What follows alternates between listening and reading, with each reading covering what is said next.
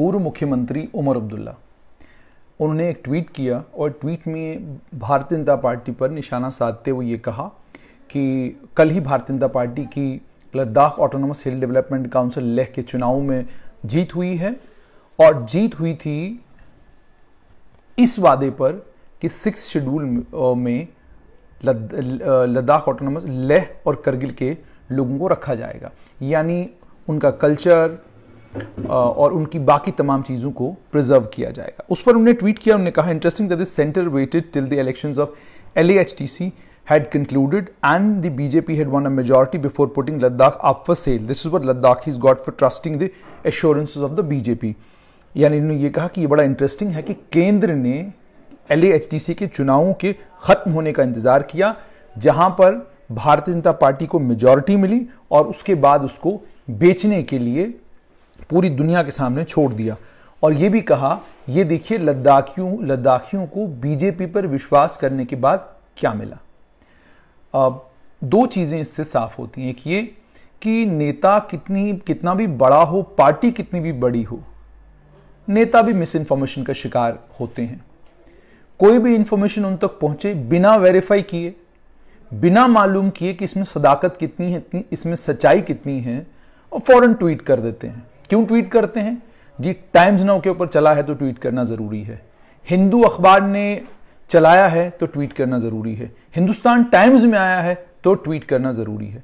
ये तमाम इंस्टीट्यूशंस बड़े विश्वसनीय, बड़े क्रेडिबल हैं, इसमें कोई शक नहीं। लेकिन गलती किसी से भी हो सकती है, इंसान गलती का पुतला है, कोई भी गलती कर सकता है।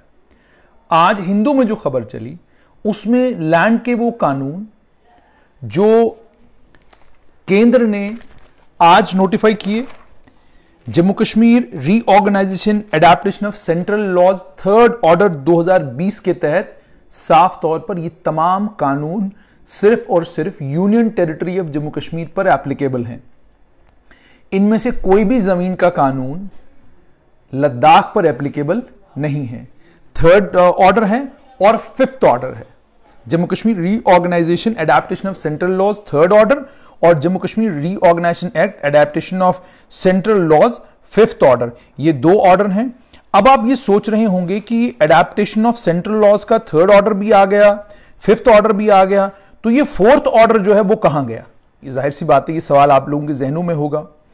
अब जानकारी जो उमर अब्दुल्ला तक, पूर्व मुख्यमंत्री तक पहुंची, उन्होंने उसी जानकारी पर ट्वीट कर दिया और ट्वीट करके उन्होंने बीजेपी पर निशाना साधा। लेकिन हकीकत यह है कि केंद्र ने कल यानी 26 तारीख को एक ऑर्डर इशू किया, जिस ऑर्डर के तहत Jammu Kashmir, union territory of Jammu Kashmir पर कौन से लैंड लॉज एप्लीकेबल होंगे, एक वो ऑर्डर इशू किया। और दूसरा ऑर्डर उन्होंने इशू किया था कल ही, union territory of Ladakh adaptation of state laws 2nd order, ये कल इशू किया था, कल ही ये भी इशू हुआ था। उस कानून को अगर आप पढ़ेंगे और मान लीजिए कोई भी नेता पढ़ ले हमारा, तो उस कानून में बहुत सारे ऐसे प्रावधान हैं, जैसे शेर Kashmir universities of agriculture science and technology act, उसको रिपील कर दिया गया। Public man and public servants declaration of assets and provisions act को वहां पे रिपील कर दिया गया। उसके अलावा कई कानून हैं जिनको रिपील किया गया है उस रीऑर्गेनाइजेशन एक्ट के तहत।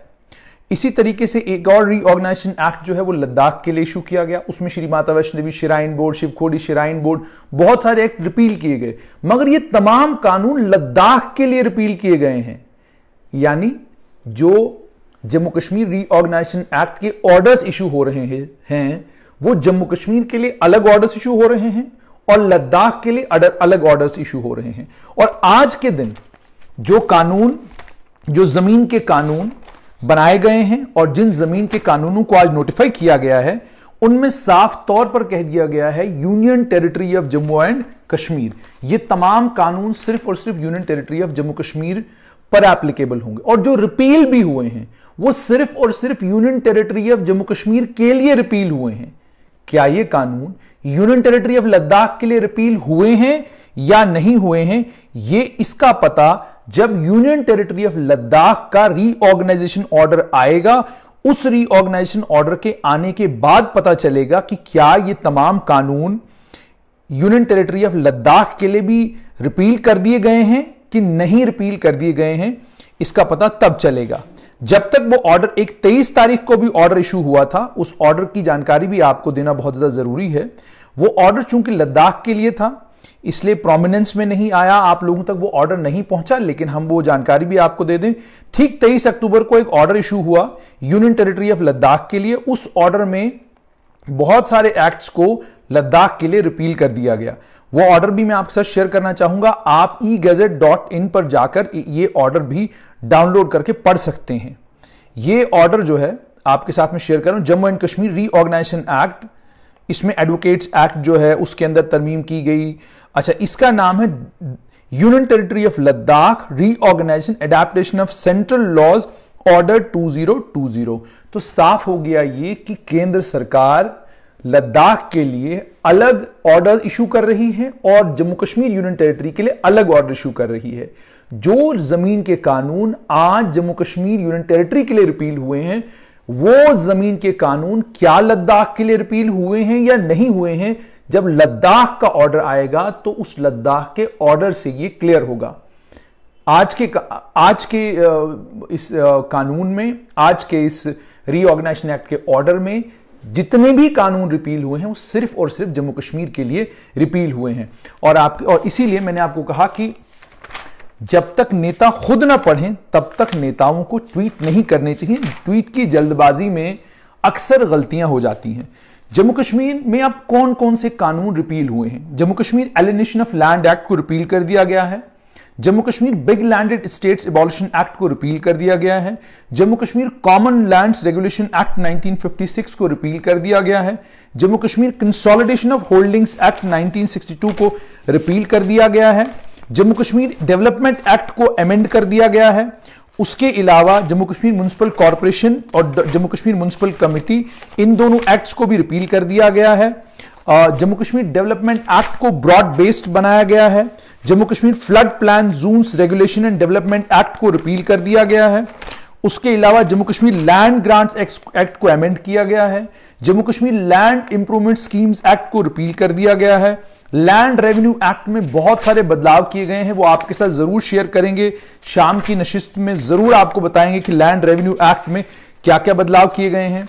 उसके अलावा Jammu Kashmir prevention of fragmentation of agricultural holdings act को रिपील कर दिया गया है। Jammu and Kashmir prohibition of conversion of land and alienation of orchards act को रिपील कर दिया गया है। Jammu and Kashmir right of prior purchase act 1936 उसको रिपील कर दिया गया है।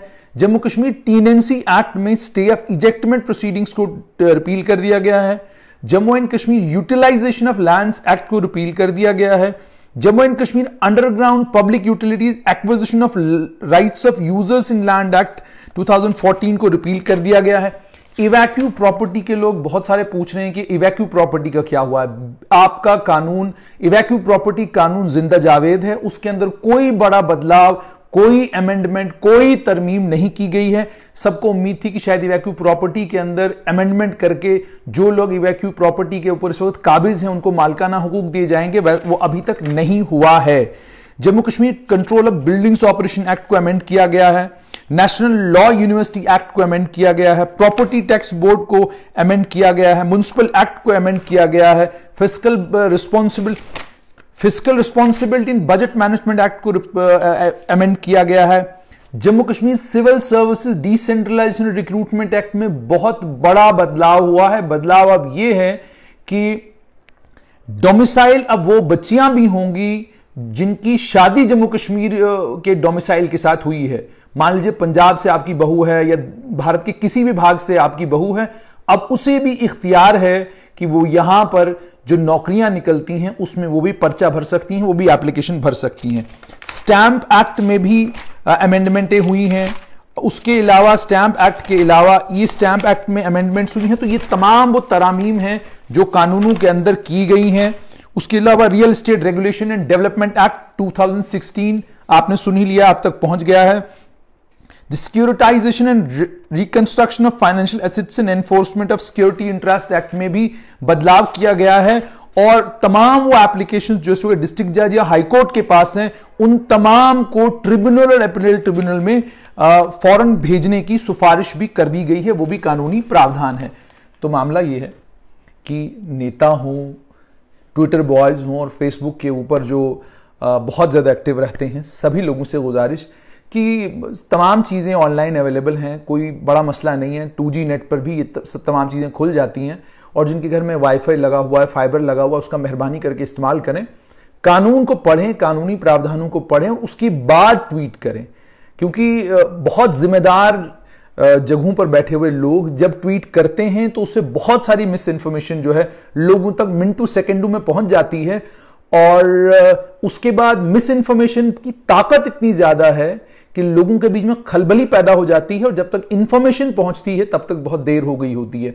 और आप जानते हैं कि हमारे पड़ोस में बहुत सारे हमारे ऐसे दोस्त मुल्क हैं जो इतनी मोहब्बत हमारे लोगों से करते हैं कि कोई भी मिस इन्फॉर्मेशन, अगर कोई भी गलत इंफॉर्मेशन उनको मिल जाए जिसको उनको लगता है कि एम्पलीफाई करने से जम्मू कश्मीर के हालात खराब किए जा सकते हैं, तो वो उसमें कोई कमी, कोई कसर बाकी नहीं रखते। फौरन उस इंफॉर्मेशन को अलग अलग तरीकों से शेयर करके कोशिश करते हैं लोगों तक पहुंचाई जाए और इंफॉर्मेशन जो है उसको लोगों तक पहुंचने ना दिया जाए। ये सब कुछ किया जाता है। तो कानूनी प्रावधानों को पढ़ें, इनको समझने की कोशिश करें और लोगों तक इंफॉर्मेशन को जाने दें।